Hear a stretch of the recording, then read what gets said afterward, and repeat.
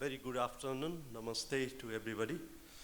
It's my pleasure to be a moderator for this session called Private Sector Collaboration in Investment and Cross-Border Power Trading. Now we have already introduced our panelists, distinguished panelists, who are going to be discussing on very specific topics under the main topics.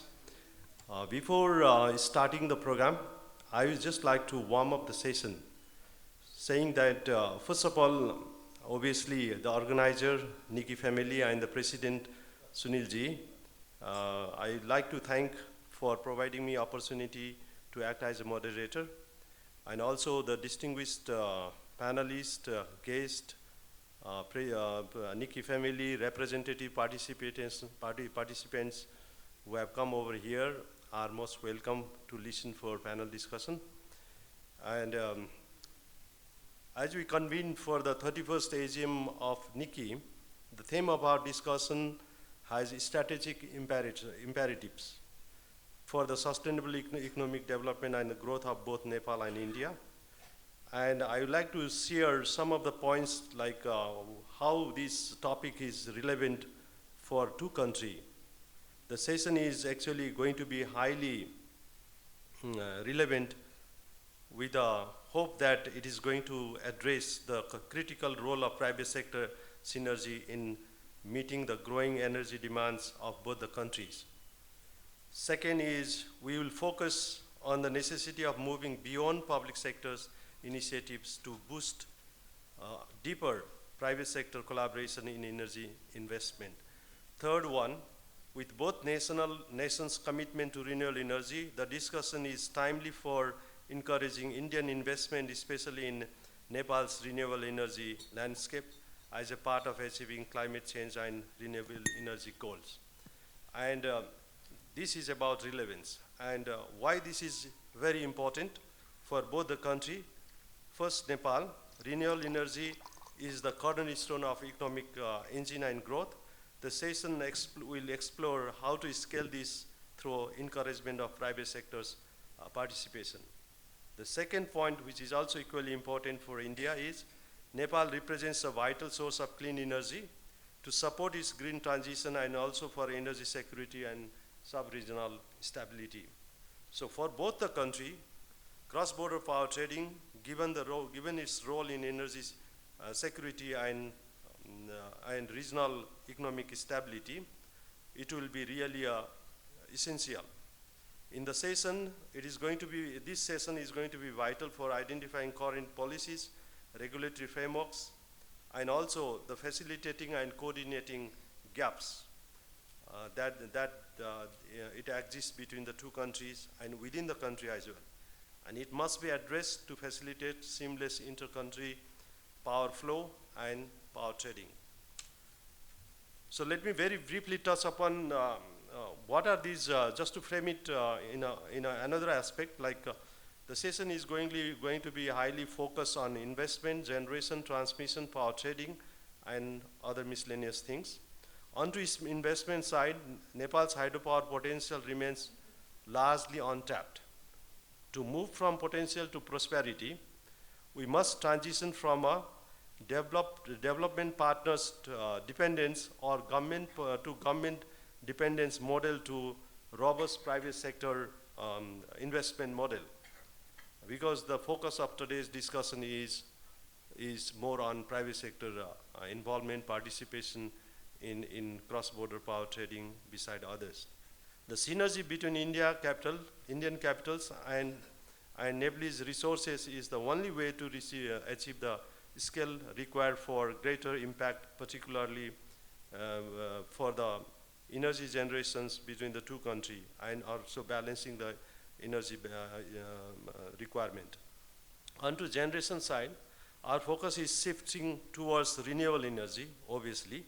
With India's net zero commitments and Nepal's surplus potential, private developers are the engine that will drive the generation of clean and green energy for at least BBIN country, if not for South Asian countries. Onto transmission side of it, generation is futile without the highways of energy. particularly high voltage transmission lines, interconnections between Nepal and India, and private sector participation in developing cross-border transmission infrastructure is essential to break the current bottlenecks and ensure the electricity produced in the Himalayas can light up industry across the border, that is, of course, India and neighboring country. On to power trading side, we are entering a new era of cross-border power trading, CBPT. Moving beyond G2G deals, we need a vibrant G2B and B2B market where private traders can operate within a harmonized regulatory frameworks to ensure energy security and economic stability for both countries.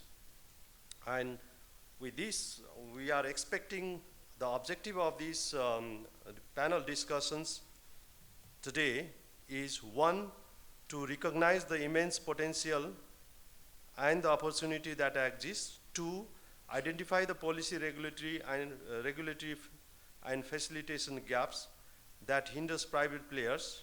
And the third one is to promote a concrete roadmap, to provide a concrete roadmap, which is a way forward that NIKI can present to both governments and the private sector players to ultimately strengthen the ecosystem for scaling investment from India for generation, transmission, and cross-border power trading in collaborations with private sectors. So with these few notes, I would like to start the panel discussions. I think the figures before us are highly experienced and having expertise in their respective field. First of all, I would like to state that we will have a 2 rounds of discussions to ensure concise delivery. The first round will be existing status and scenario. In this round, we will have about 5 minutes for each panelist to share the current reality that is existing and scenarios on a specific topic assigned to you. So I will not go repeat the topic, subtopics and all, so it is already circulated to you. Under the main topic, we have a very specific topic assigned to our panelists, distinguished panelists, which I think we'll not spend time on that. Is that okay? Are you all fine with that? Okay, in that case, and then we move on from what is working and what is not working in other way. So let's try to find out what is the issues and challenges that we face and what are the opportunity that exist towards promoting private sector collaboration in energy sectors, particularly in terms of investment, generation, high capacity transmission interconnections, and of course power trading. So with this, I would like to give the first chance to Ms. Neha Agrawal, because I think she has a flight at 5:30 and she wants to complete her assignment, that is panel discussions, and go to airport so that she won't miss the flight. So with this, I would like to first request Nehaji to experience yours here on cross-border power trading within India and between India and Bangladesh and all, of course Nepal, and see how best we can exploit the opportunity that exists particularly between Nepal and India. Thank you. Thank you, Mr. K.C. Lal, and a very good evening to all the panelists, all the dignitaries present here today. So India saw a transformation post 2003 when the Electricity Act was amended. Electricity Act amendment brought about 3 major changes which changed the entire landscape of energy sector in India. The 3 changes majorly were inviting private participation in generation.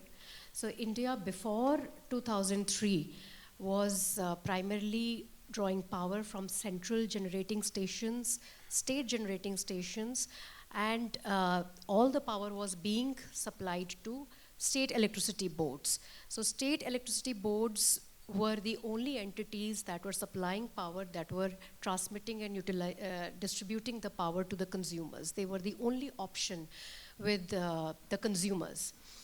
Post 2003, when India allowed private participation in generation, there was immense participation, and today India stands at 37% investment in generation, in the installed capacity. 37% of this is being contributed by private players.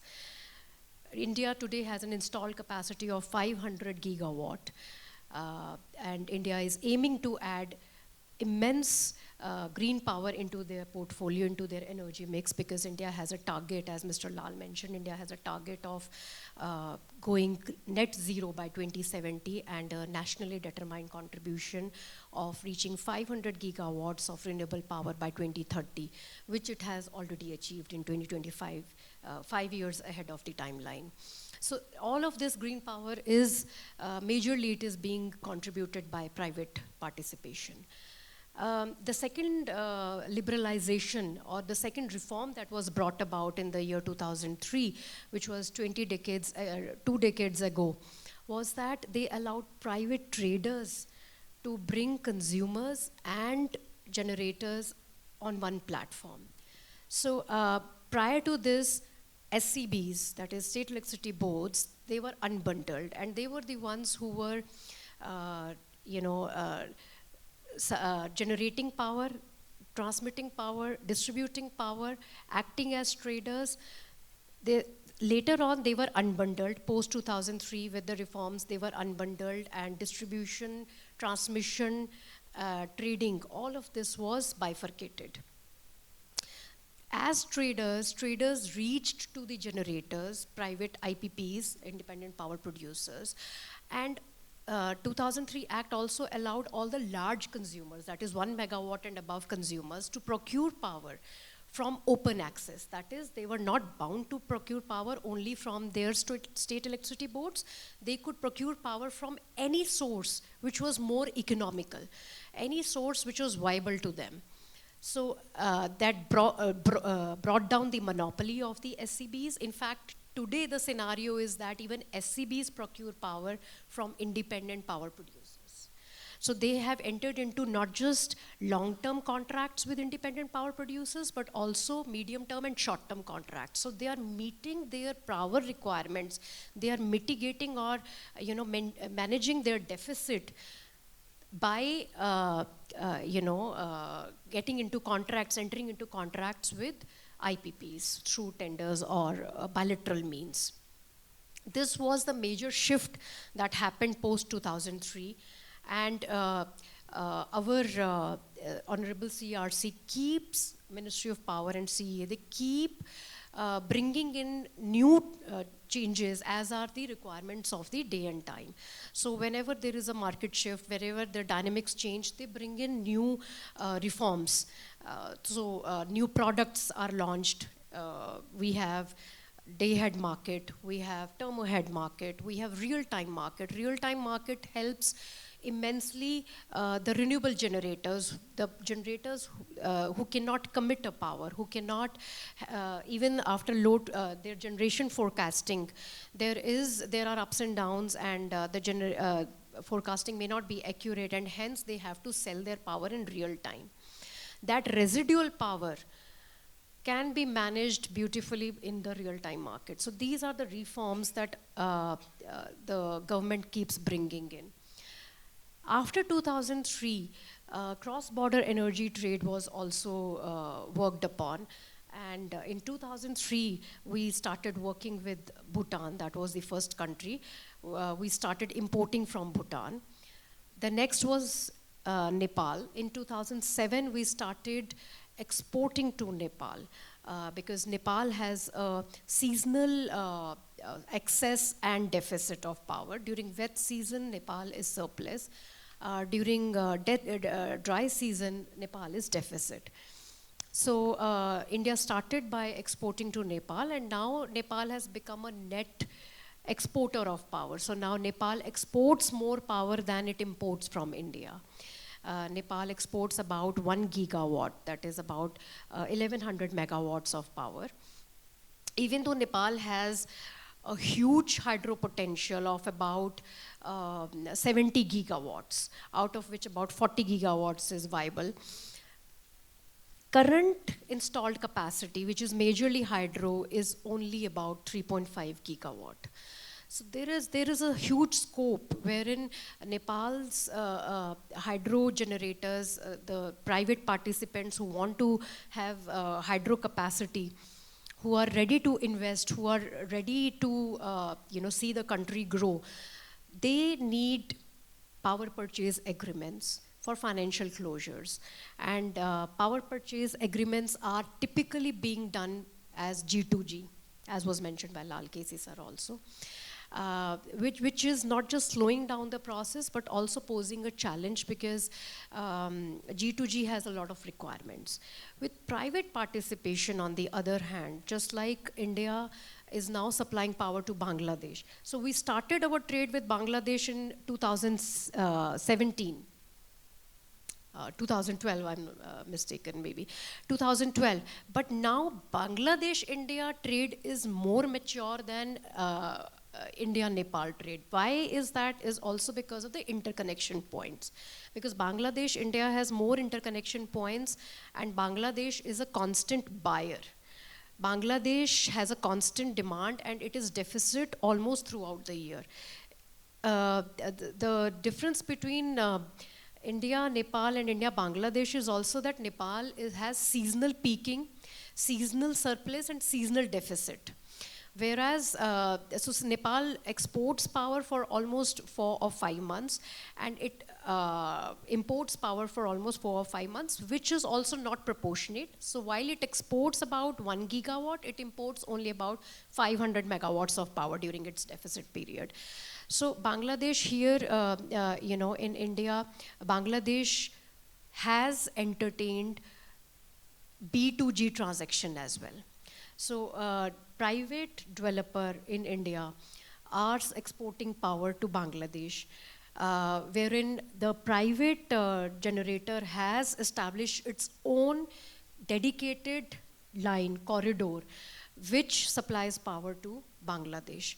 So if in case, I believe that if in case Nepal also allows private participation, then I'm very sure and hopeful that there are a lot of interested private developers who would maybe invest in a transmission corridor, a dedicated line, because India has potential. India is a potential buyer. In the way India's power demand is growing almost at a pace of 7% per year, that is not the kind of capacity India is bringing in. A lot of renewable is getting added, which is intermittent power, but India needs to achieve, one, its green goal, and two, India needs a lot of power to mitigate its own requirement. So Nepal can be a very good partner. We complement each other perfectly. When Nepal is surplus, that is the time when India peaks its deficit.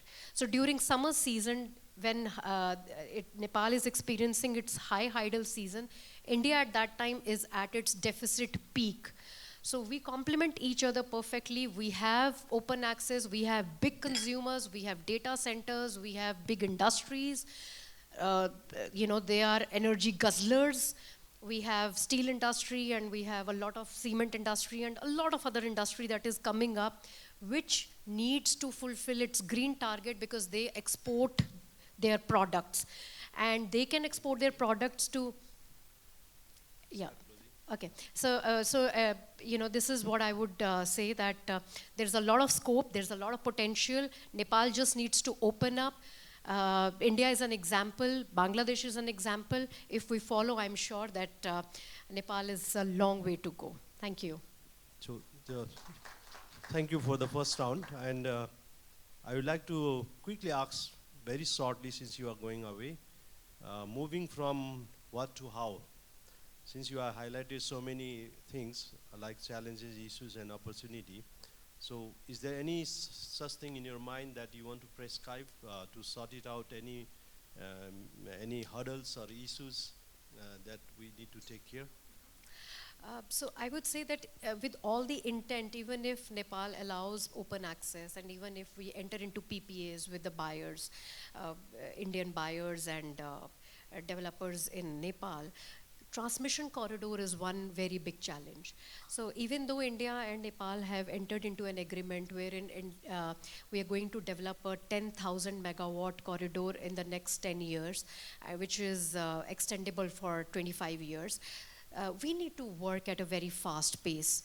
We have to be working on a war footing to bring up that corridor so that both the nations benefit from it. As Nepal has earned huge revenues by exporting power to India in the tunes of billions of Nepalese rupees, I'm sure that with this corridor and with with introduction of open access and more power getting exported, Nepal is going to benefit. So corridor is one thing that we need to work on. Okay, thank you very much. Thank you. And if you may, if you wish, I think we are happy to release you actually and have a safe journey back home. Thank you. Thank you. Thank And you. thank you for your contributions. Okay.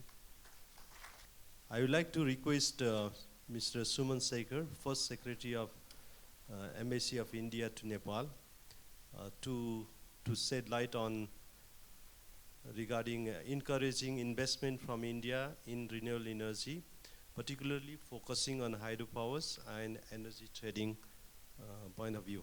Thank you. Thank you, Mr. Casey.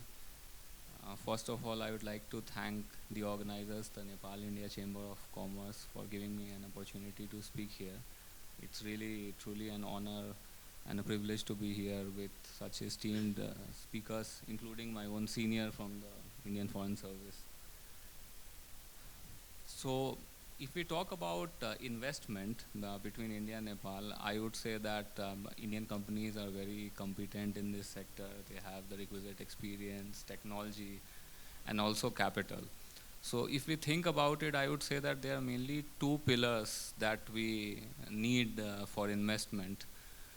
One would be that we need to have a market so that the investing entity can make some profits and take it back. And secondly, we need to have the enabling infrastructure. So I would like to share what we have done in the enabling infrastructure part.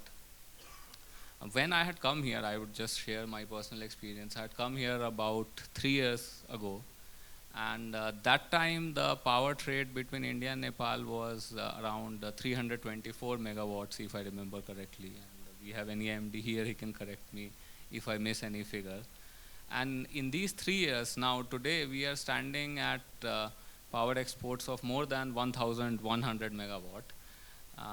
In this period, when I was here, when I first came here, we just had one 400 kV cross-border transmission line, which would be a main line for taking power from Nepal to India and vice versa, the Muzaffarpur-Dhalkebar transmission line. Today, we have one line which is at an advanced stage of construction, the 400 kV Gorakhpur-New Butwal line. Two more lines are at an advanced planning stage. The joint venture agreements were signed when Honorable Minister of Energy and Water Resources was in New Delhi recently. That's when Nepal Electricity Authority and Power Grid has signed JV agreements, and I'm sure they will very quickly go on to the next stages of construction, etc. And I think with these lines, we will just sort of triple the power transmission capacity, which would enable more power trade. In terms of market, we have already, at that time we were just doing day-ahead market, and there was, as I recall, no company doing a medium-term power purchase agreement. Now there are several entities which are buying power from Nepal. I think the DISCOMs of Haryana, Bihar, and also we have granted Nepal access to one more market, which is the real-time market. So we have market, we have transmission capacity, and to make things even better, I would say that last year we signed the agreement for long-term power trade between India and Nepal, under which we have we would strive to import up to 10,000 megawatt of power from Nepal over the next decade. And 1 year has already passed, and I would say we are doing pretty well because we are already doing more than 1,000 megawatt. And as these new transmission lines come up, we would have more capacity, more opportunities to trade. So this is about the hydropower part, I would say. But renewables is not just about hydropower. In solar sector, Nepal last year ratified the ISA, the International Solar Alliance Agreement, and India is a founding member. And we have so many opportunities to collaborate on solar. There are Indian companies who already have B2B arrangements with Nepalese companies, including Nepal Electricity Authority, to move forward on solar. In terms of new areas like green hydrogen and advanced technologies also, we are moving forward. So I would like to share that we have launched India-Nepal Startup Partnership last month, which is a program under which we have sent 24 startups from Nepal to IIT Madras Pravartak Foundation, which is one of the leading incubators of IIT Madras. And IIT Madras is one of the top innovation ecosystems in India, for an 8-week program under which they would take their startups to the next scale. So if somebody just has an idea, they can go and build their minimum viable product. Those who have minimum viable product can go and test the markets, and those who actually have functional products, they can find out investors, learn new strategies to expand, etc. And I'm very happy to share that solar is one of the areas there for advanced technology focus, and there are a couple of companies out of this cohort. They are actually working in clean energy. So that is very good, I think, in terms of the energy partnership. And so I talked about the markets, I talked about the enabling infrastructure. We have both of it. Another pillar of this, which I would say is the cooperation between the countries. So we have bilateral mechanisms that are functioning very well. We have good official level exchanges. We are very much on the same page in terms of the technical aspects. And I would like to share that a team from Electricity Regulatory Commission visited India very recently, and as chairman, sir was informing me that they were very happy with the experience. So overall, I would say we are very well placed in this area, and it is up to the businesses now to find platforms to collaborate. For startups, we did this thing. I would also compliment Nikki for taking out initiatives to connect with Indian businesses. I'm told you have done some MOUs recently. And I would also like to invite the participants here to trade fairs in India. So for instance, I mean, just off the top of my head, the India Energy Week is going to be held in January in Goa. That would be, I guess, a pretty fresh change from Kathmandu weather. So I would invite you to please join. There would be discussions around energy transition. It's an event which is focused around, you can say that many of the companies would be petroleum or natural gas companies, or their clients who want to now diversify, move to clean energy. So I would invite you to attend, and I think that is enough from my side. Thank you. Thank you, Mr. Segar, for being very concise and to the point. And now, before we'll be asking one more question in the next round. Now the next person will be Dr. Ramprasad Dital, who is a chairperson for ERC Nepal. And we'd like to hear from you about the existing policy, regulatory frameworks, and also the gaps that exist for the time being, and also more request you to focus more on cross-border power trading beside other aspects. Thank you. Thank you, Lal sir. Good afternoon, everybody.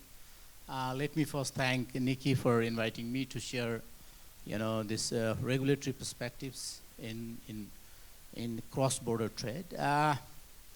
Let me begin by, highlighting the reform process in electricity sector first.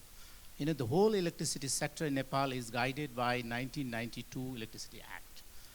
So this act allows, the private investment in the electricity sector.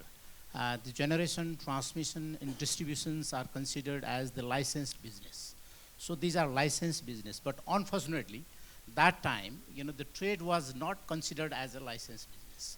So that's how, if you see today's, the generation, mix, especially from the private sector, almost 75, two-thirds generation comes from private sector.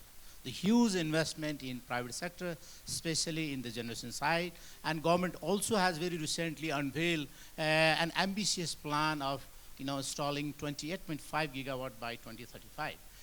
This includes 10,000 10 gigawatt export to India, 5 gigawatt export to Bangladesh by Indian grid, and for our local consumption it will be around 13.5 gigawatt. So this is a kind of the government's idea for the generations. One of the bottleneck, I should say, the transmission bottleneck is one of the issue at the moment, and I'm sure MD Saab will be sharing his ideas. How are we going to bring private investment in transmission sector? And the trade has not yet been considered as a licensed business. We have NEA.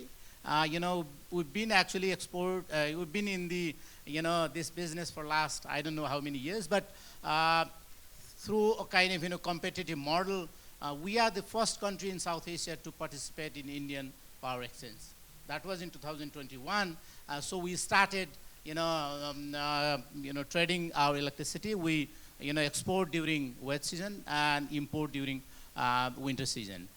So the last year, again, close to, our export was about 2,400 gigawatt hour. The import was about 1,700 gigawatt hour. The net export was about 700 gigawatt hour. So this is one of the, biggest achievement. And regarding the trade, we have, I think, a 3 model, right? One is, of course, G2G. The Power Exchange Committee actually makes the decision. This is headed by the Joint Secretary, JTD, and we have Secretary level committee from both sides. NEA has been, tasked. NEA has been kind of, considered as a designated or the only entity which is allowed to, do this kind of business. We have another. This has been, basically, UP, Bihar, and Uttarakhand. I guess so. We use that model. Through PEC, Power Exchange Committee, and we have the short term, as Sumanji was just mentioning, NVVN and PTC through NEA again. So this is for short term market, and the real time or the day ahead market has been there for last 4-5 years already. So these are the instrument. But one particular thing, the generation, transmission, and distributions are licensed business.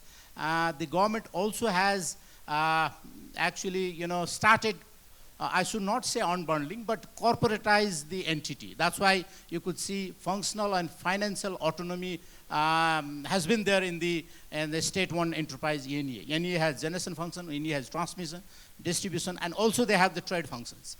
So these corporatization will actually, the whole idea is to create a level playing field for all power producers involved in the business. So this is one part, and in the meantime, the Regulatory Commission was established, was created. The act was enacted in 2017. The rules was, approved by the government in 19, and the, 18 and 19, the government established the commission.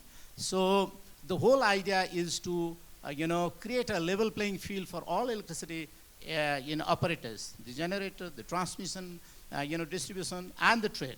Very recently, I think few months ago, our ministry they had formed a committee to explore, how can we actually bring private sector in the trading business. They formed a committee, they submitted the report, and I think if that report is approved, then there will be a kind of, opportunity for private investor, private sector in the trading business as well. But as the the responsible person in the commission, so I make sure that the open access. The madam before the Neha madam was mentioning the process in the liberalization or the reform process we have in the commissions. We have very recently drafted the regulations, the guideline for open access, and then hopefully very soon, within 2-3 weeks time, we will be approving, finalizing the model for open access. This also includes the pricing model. The government's, the ambitious roadmap talks about close to, I think, 17,000 circuit kilometer of high voltage transmission line, right? So this is the domestic, and we also have planned to, as Sumanji was mentioning, 3 or 4, cross-border high voltage transmission lines are already in pipe, in the process. They have, I think, the BBIN. There was a study conducted by ADB. So it says 45 gigawatt of electricity can be exported to India, and then I think they've identified 11, high voltage, the cross-border connectivity, points. So this has been also there. So hopefully, with the new this approval of the trading thing from the government, I'm sure we'll be able to, bring private investment in the trading and transmission business. The trading, power trading company, the government's power trading company, which has been operational or which has been formed under NEA, I'm sure they also can, bring private sectors. They can partnership with the existing the power trading company. The private sector can sign a transmission service agreement and use, that window, even if we do not have, the trading license for private sectors, but that window I think we could use and, attract private sector in the transmission. Okay. Thank you very much. Well said. I think a lot of things has come into surface now. We'll see how to handle this in the second round. Now coming to Engineer Hitendra Dev Sake, who is MD for Nepal Electricity Authorities, and we'd like to request him to share his experience in power trading, because NEA is the only public entities who has gone for power trading, and the rest of the private sector has not yet been able to do so because of the legal framework on not being able to get this act enacted.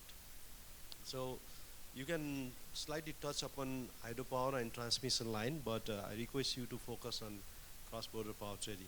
Thank you. Let me first thank Nikki for inviting me to speak on this occasion about cross-border power trade and giving me this opportunity to bring to the private sector of Nepal and India the opportunities that's coming around in the energy sector. Firstly, I'll just be brief. We know about the emerging scenario in the energy sector, but what I like to stress and bring to the just remind the audience, the August audience here, is that in 2010 we started to discuss about first cross-border transmission line. We had a design. I was a part of the team who's responsible for the design and justification. The management team was a little bit higher than me at that time. And you'd be surprised to know that this was being led and we were guided, being handheld by a private sector. And this was the time we didn't have even the power trade agreement between Nepal and India in 2014 October. So this was 2010. It's telling that private sector can lead and show the way, even when the framework is not there. Right now, all the frameworks are there. The licensing, the government-to-government power trade agreement, the permanent committees like the technical committee, the working group, the supervisory committee, all these are in place. So many things are in place. Now the uncertainty is not there. Talking about market and infrastructure, as His Excellency just said, the two factors, they are also quite well established now. The market, I think, yeah, there are some uncertainties. Market is always uncertain, but we know the market more now. The infrastructure is getting built. So this is the time the private sector can come in the power trade also. in India, is of course, is all well established. In Nepal, only one company has got the license to trade, Nepal Power Trading Company, owned 51% by NEA, and there are three other companies. One is SIDCL, which has got 15%, but SIDCL itself is again owned public, partly by public. So it's not a 100% government company. There is some private participation indirectly. And we are now planning to activate this NPTC again to do the power trading. And with the government permission, we can invite, ask the private sector, the expertise, having the expertise in the private sector, to get involved in the shareholding itself, so that it helps us to find the agencies in the Indian market. So that is about power trading. Regarding transmission, as I said, in 2010, the private sector helped us. IL&FS was the company which was helping us, and it had a share in the Nepalese part of the transmission line, but for different reasons, its own internal reasons, it has chosen to get out of the stakeholding, and so IL&FS was no more there. But the story is, the point is, private sector had played such a significant role, and now it's time to play again a different role, making further cross-border transmission lines. After the Dalgibar-Muzaffarpur line, which got operated 2016 in 132 kV level, and in 2021 it got operated at 2020 November, it got operated at 400 kV. After that, all other transmission lines, be it Butwal-Gorakhpur, Purnia-Inarwa, or Ataria-Bareilly, all are NEA and Power Grid, both are government agencies. But perhaps this is now time. Everything is in place, the market, everything else is in place. Private sector can come in building transmission lines. There is rules and regulations in India. They have this, what they call tariff-based competitive bidding for transmission lines. And the requirement is you should have those power that needs to be transmitted, and which will guarantee, or which will contract the required annual revenue to this transmission line. So just like what we did for the DM line and Butwal-Gorakhpur line, NEA books the capacity, and it assures the company an annual revenue. That means, okay, whatever is the required revenue, we guarantee that, and the transmission line gets built. So another transmission line with the private sector, to get it built, some power producers in Nepal or consumer, NEA, or power consumer in India, has to assure that this transmission, this energy will be transmitted. So this is where I think there's room to grow.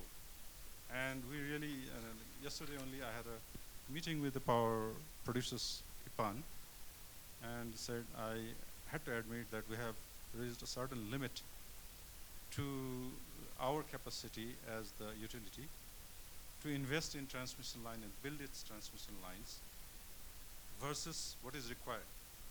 The requirement is very vast, and the time limit is very little. So we have to say, oh, this is our limitation, please come in. So this is in the domestic transmission lines. There is the what you call TBCB, Tariff-Based Competitive Bidding Guideline Framework, recently approved by the Ministry of Energy. So it is now in place. So I think it's the right time for the private sector to come in that trade and transmission. Yeah, And yes. market and infrastructure, the common is private sector person, people. So we are ready to hand over the baton. Okay, thank you. Thank you, well said. And it is really happy to know that he is having a very open mind to accommodate private sector to work with NEA and its subsidiary. Now moving on to the next panelist, I would like to request Mr. Uttam Lama, who is executive committee members of IPAN, NIKI. Kindly focus on investment opportunity in hydropowers and high capacity transmission line for the private sectors, and also how is the preparation for cross-border power trading from the private sector side while waiting for the legal framework to be in place. Thank you. Thank you, Kishi sir. So it's amazing. I mean, I would say it's a great question for us. Thank you, panelists, to be part of us.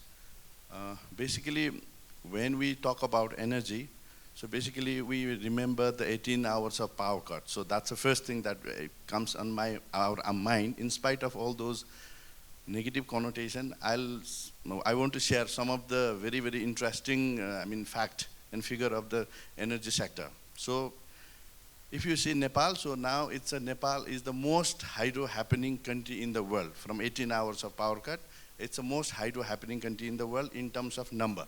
Not in terms of capacity, size, but in terms of number. So there is more than 200 plus hydro is like generating energy, and more than 200 plus hydropower company is under construction. That's a unique one. And if you have like $10 in your pocket, you can be the owner of hydropower.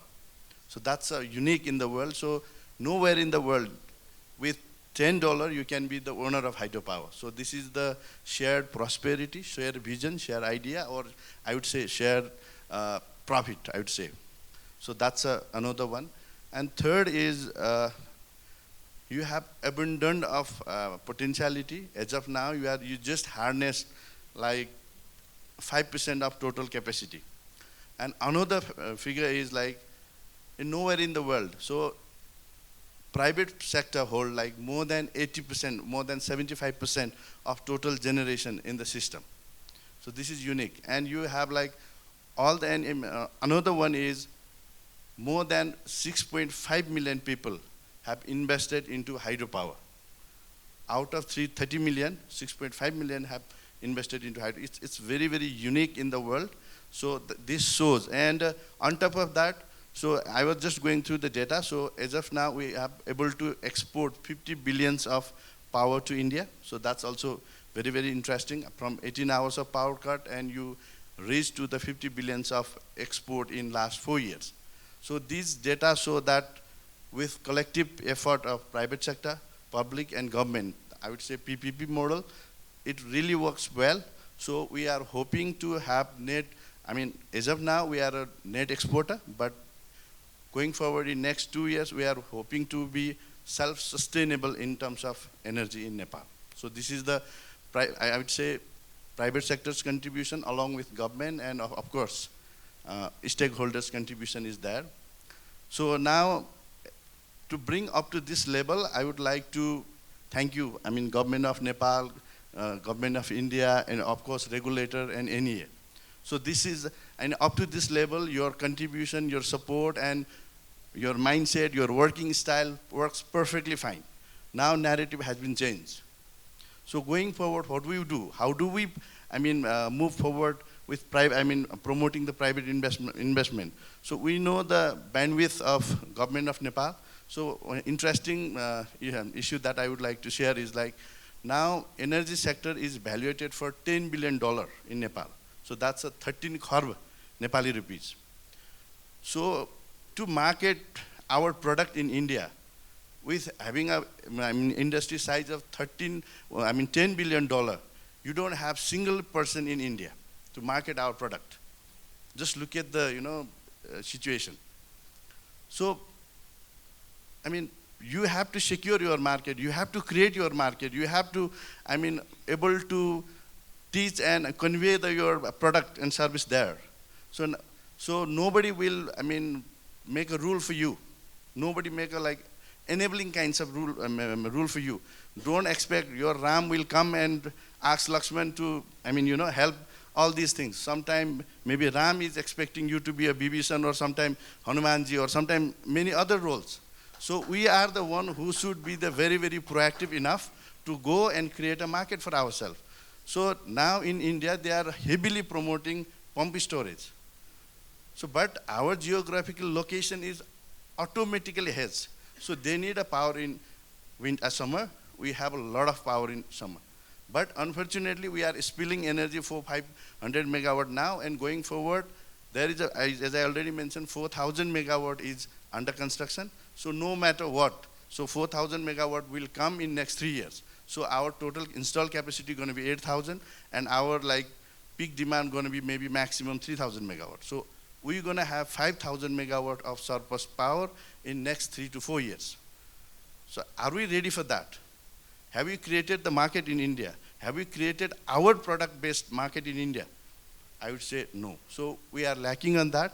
Going forward again, so if you see the Indian market, I must say that they have exercised 100% open access. Yes, there is a certain issue, something like there is some, I won't say word use discrimination. So they have preference kinds of tariff for their own domestic renewable sources. So that's there.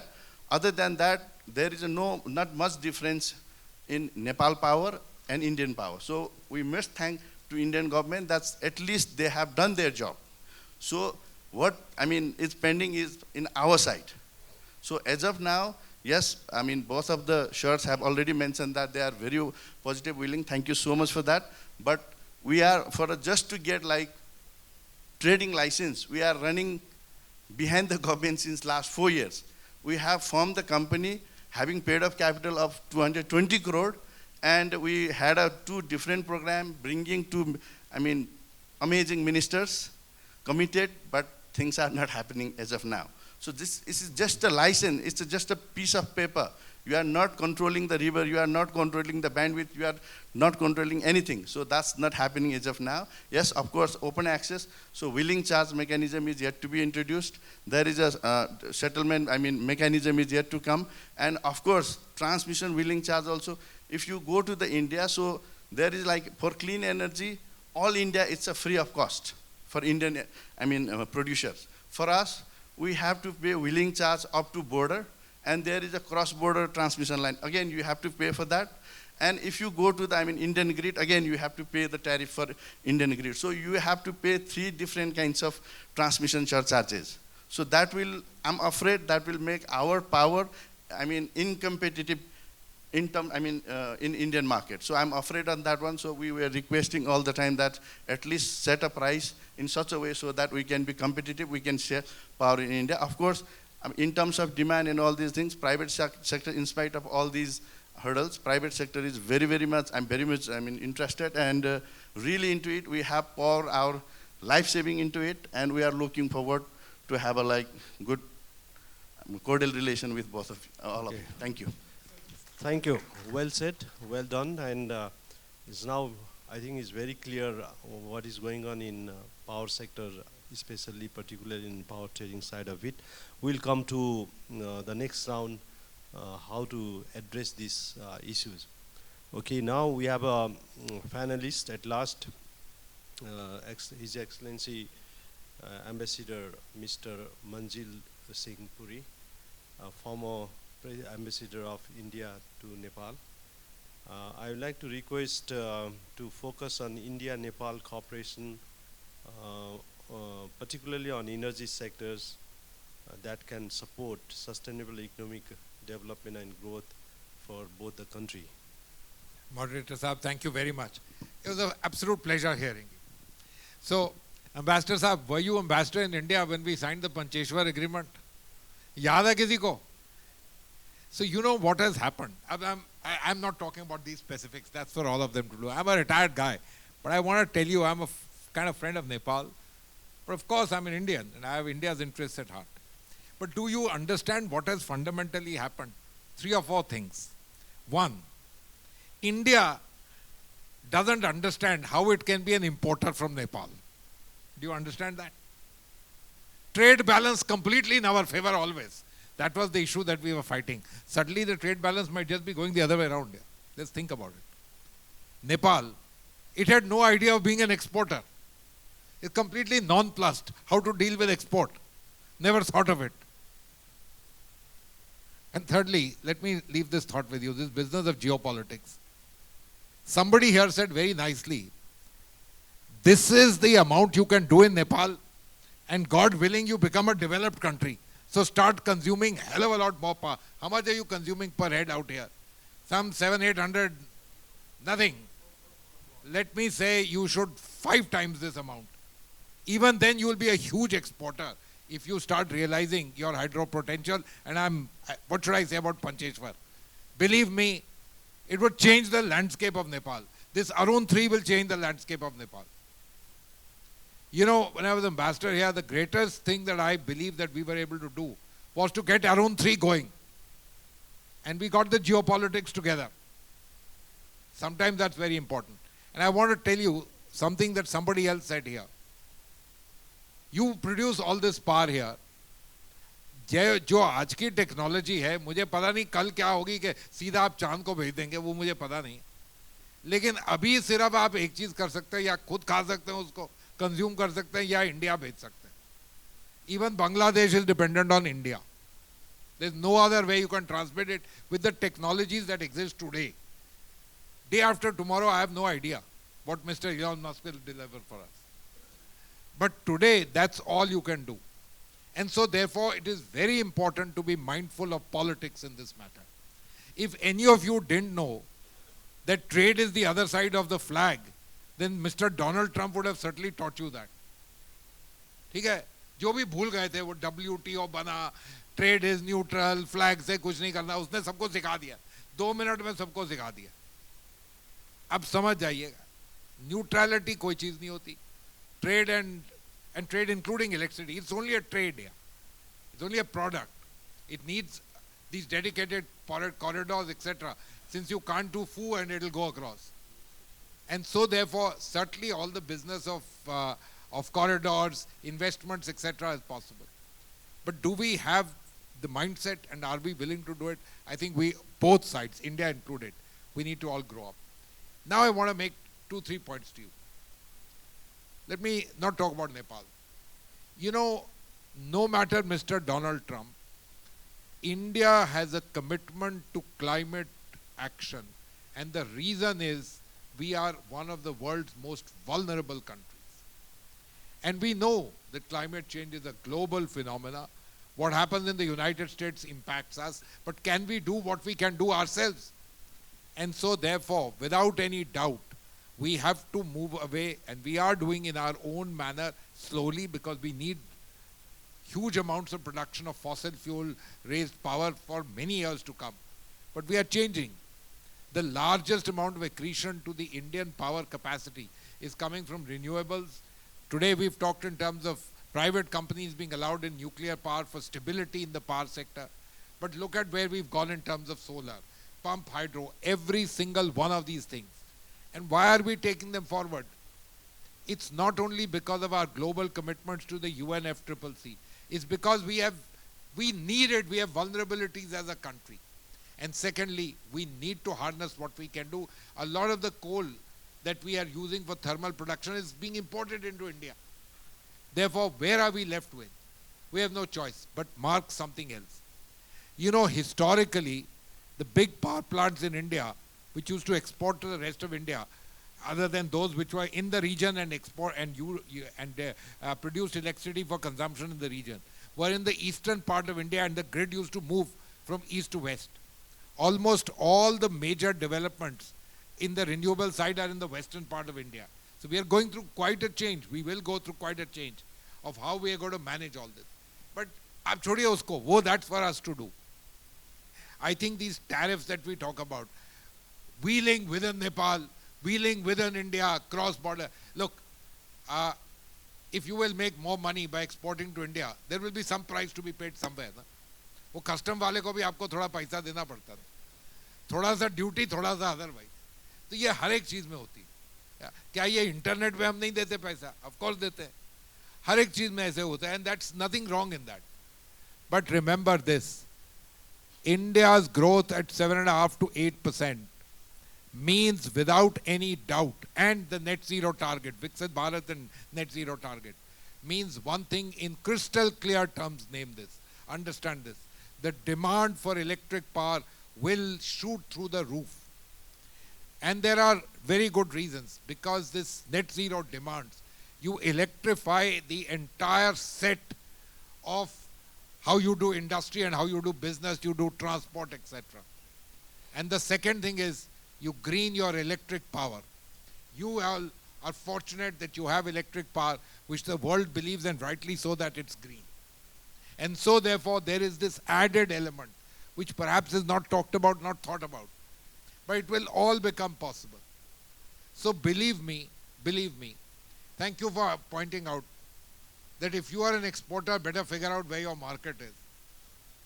That way an importer is better off. He can sit back and relax. But you need to do this. And therefore, sir, without any doubt, it's the government agencies. Wasn't Ms. Agarwal very clear?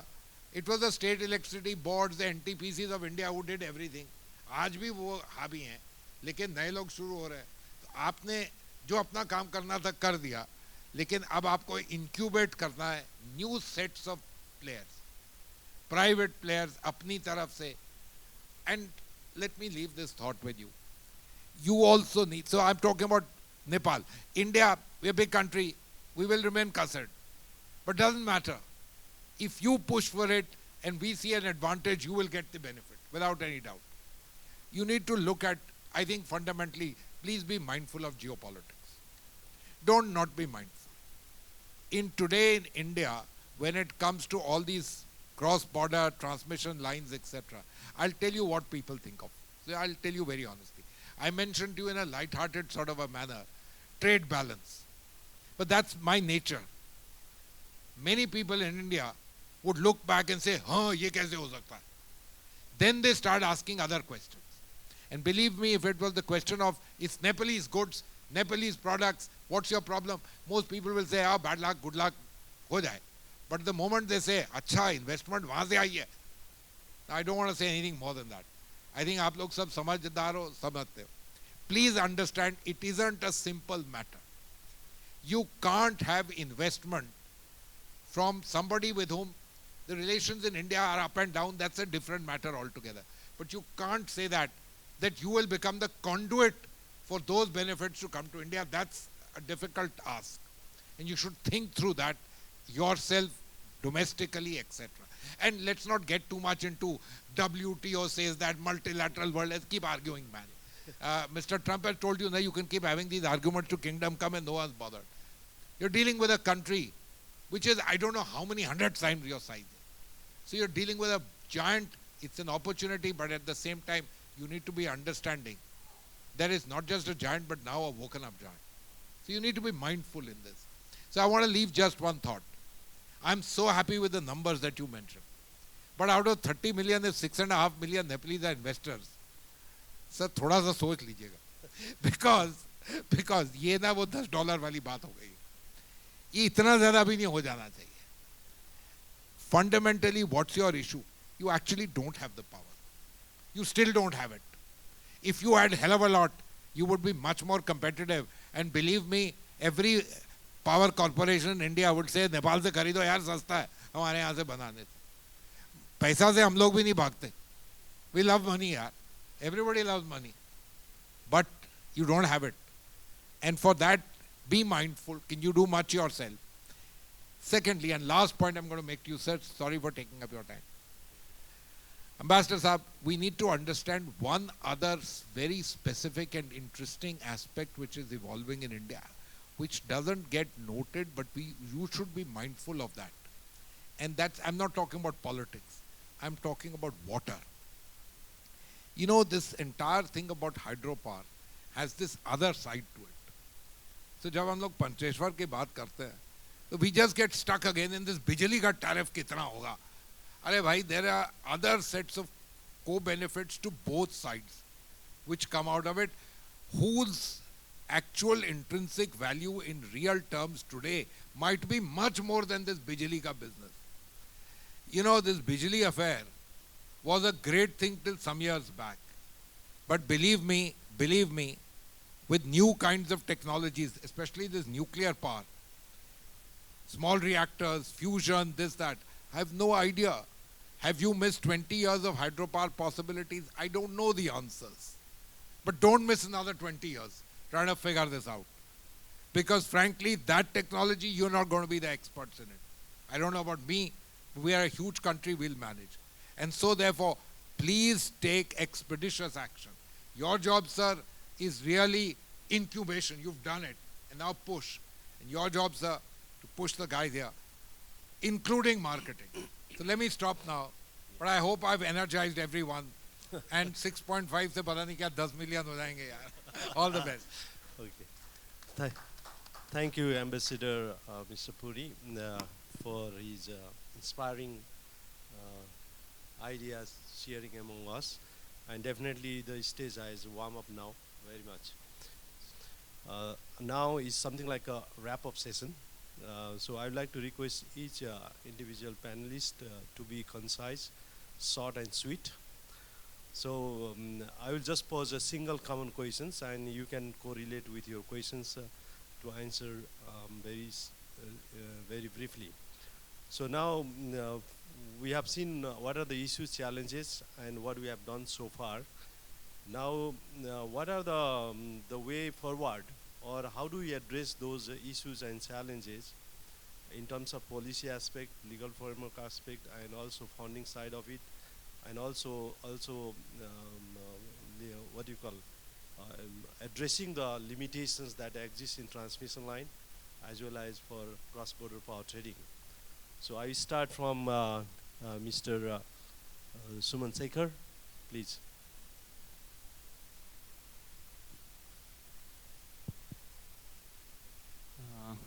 Thank you, Mr. Casey. So for the way forward, I mean, as I mentioned, we are already doing a lot of G2G engagements. And as Ambassador Puri mentioned that you have to go and find the market yourself. So I would say more B2B interactions, attend more business events, trade fairs, etc. And like I previously mentioned, Indian Energy Week in January is a perfect opportunity. Mr. Dital, Dr. Dital, please. You know, what we need to do is to have a, common, regulatory framework.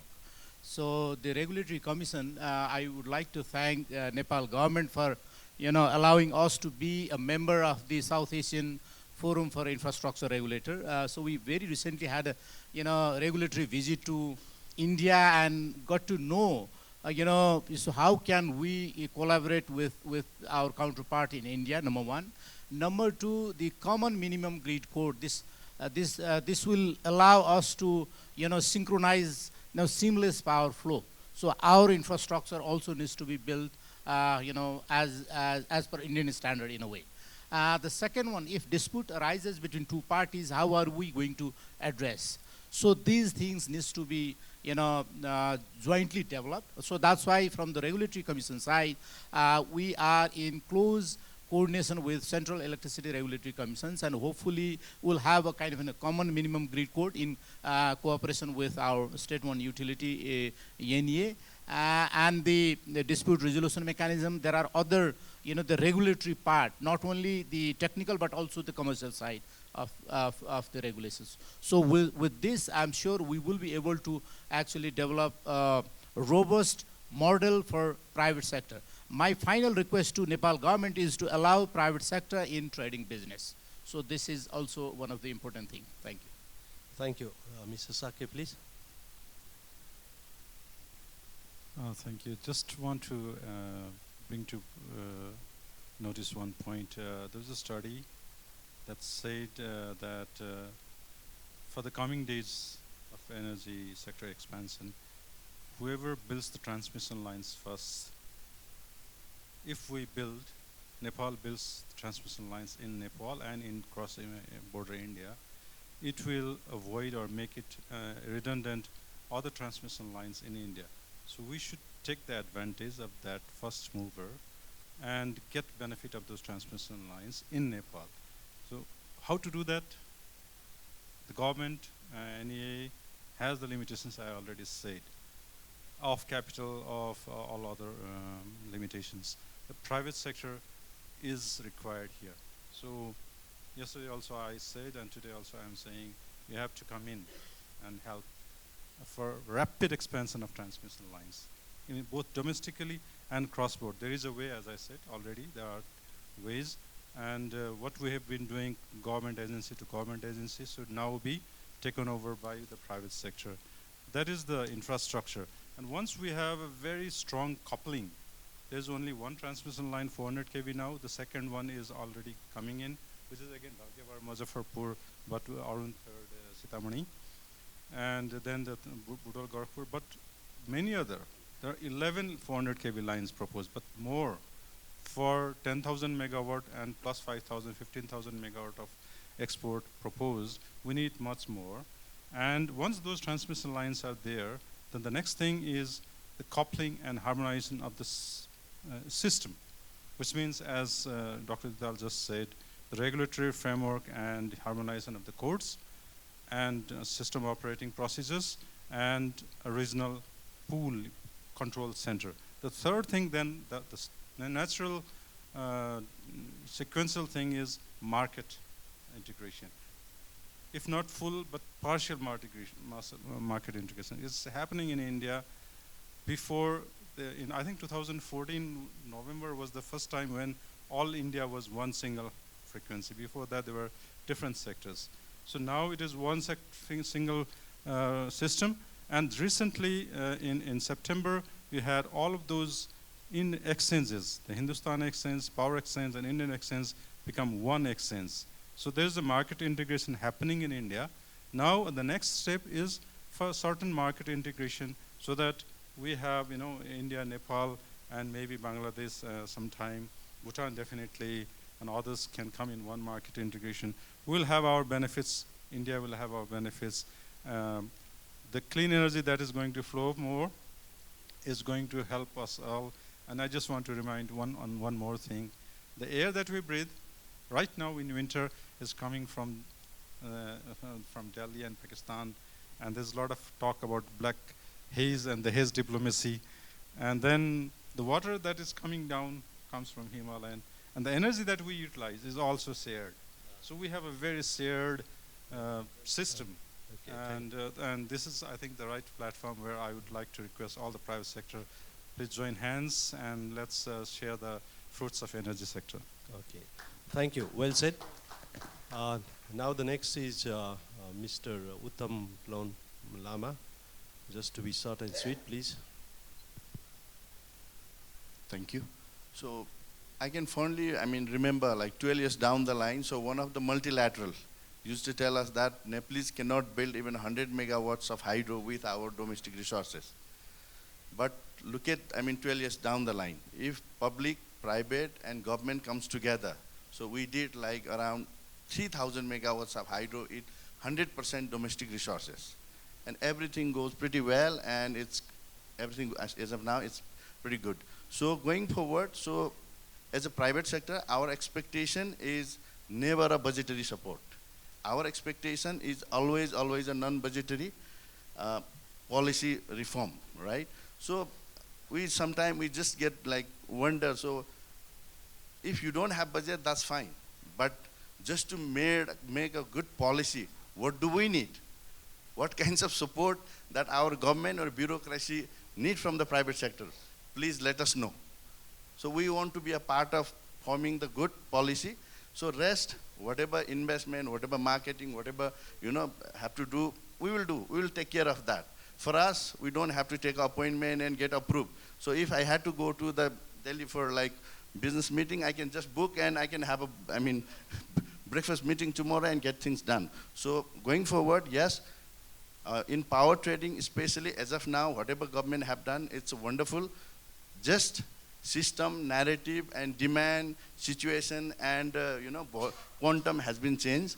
Now this is very, very, very high time that private sector to be introduced in all front of power, so that it will definitely help government and make everybody happy or win-win out of it. Thank you. Okay, thank you.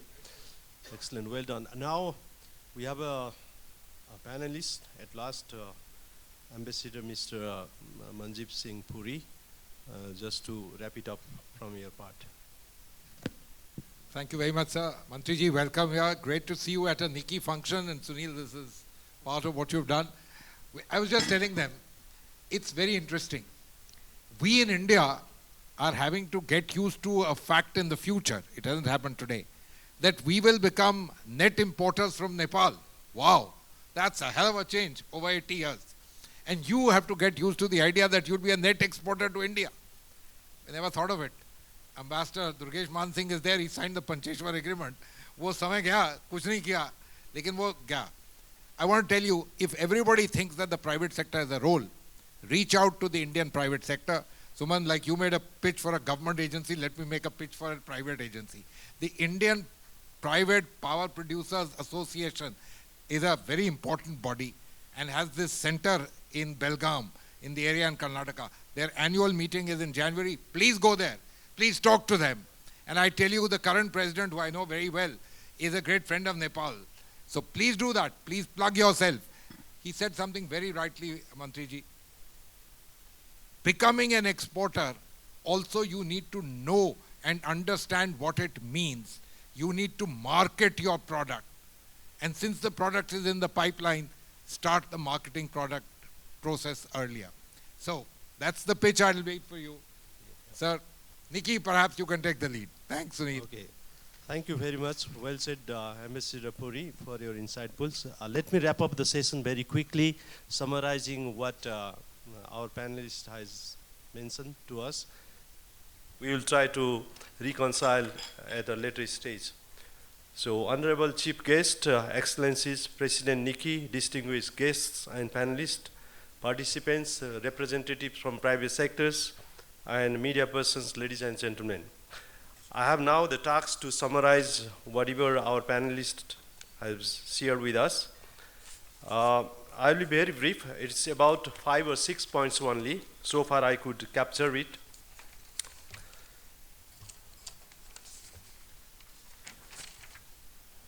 Okay.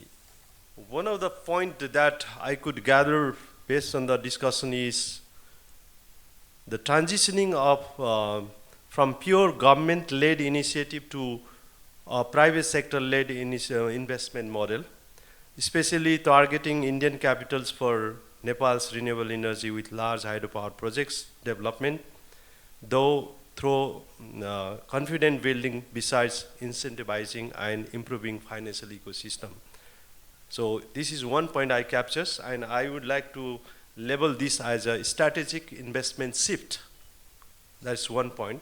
The second one is a critical requirements identified in, is the need to bridge policy, regulatory, facilitation gaps, as well as grid standard harmonizations, well said by MDNEA, between Nepalese and Indian authorities to create a seamless and predictable environment for private sector traders, which we can call as a unified regulatory approach between two countries as a part of a need for regulatory certainty to build real confidence to the private sector party.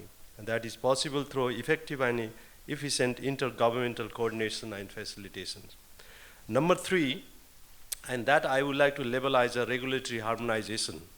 Number 3 is to do with operationalizing B2B trading. The session actually highlighted that the cross-border power trading should move beyond G2G arrangements towards vibrant B2B collaborations, utilizing the experience of Indians and Nepalese private sector companies by facilitating long-term, medium-term, short-term, day-ahead market, including the real-time energy exchange and trading mechanism besides other arrangements. And the fourth one I could gather is, like, to support growing opportunity, there is a consensus on the urgency of developing robust and dedicated cross-border high-capacity transmission infrastructure, which we can call transmission interconnectivities,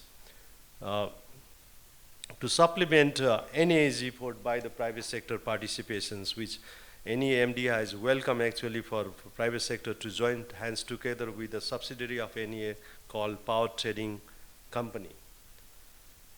So the next, which is to do with infrastructure as a catalyst to trade power, beside seamless flow from Nepal to India and India to Nepal.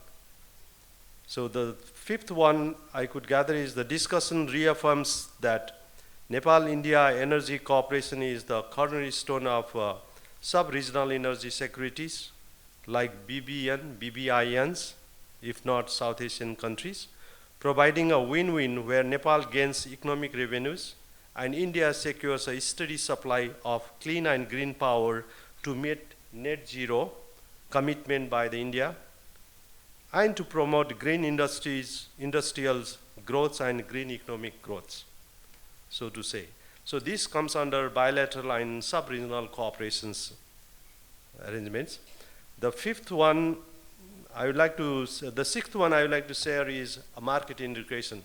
Integration within Nepal, integration within India, and of course integration between bilaterally and multilaterally is the need for the day. With this, I would like to thank you, our distinguished panelists, for their invaluable insights. And thank you very much to our chief guest, Excellencies, keynote speakers, who is going to have a session later, and participants for sparing your valuable times. And I thank you, Nikki and team, for providing this opportunity, and also thank to all contributors and supporters to make this session successful. Thank you very much. Thank you. There's a little bit of change in program schedule due to the time limitation of Honorable Minister. But before that, we would like to thank the panelists with the token of love. I will request President Sunil Kesi to come to the stage and please hand over the token of love to the panelists, esteemed panelists, one by one. I'll take the name and please, Dr. Ram Prasad Dhital, Chairperson, Electricity Regulatory Commission, Nepal. We thank him for his valuable contribution. उहाँको सहभागिताको लागि धन्यवाद. त्यसपछि Mr. Suman Shekhar, First Secretary Commerce and Commercial Representative, Embassy of India, Kathmandu. We thank him also for his contribution and time. Then Mr. Hitendra Dev Shakya, Managing Director, Nepal Electricity Authority. Thank you, sir, for your time and your insightful speech. Then Ambassador Manjeev Singh Puri, former Ambassador of India to Nepal and former patron of Nikki. Thank you, sir, for all your encouraging words and time. Last, Uttam Blon Lama, Executive Member Nikki and Vice President of IPAN. Thank you for your time too. Let's have a group photo first, then we'll light the lamp and start the inaugural thing. Please, let's have, oh, I forgot, sorry. There's our moderator, Engineer Lal Krishna Kesi, Senior Advisor Nikki. He holds many portfolios. Thank you. Thank you, esteemed panel and moderator.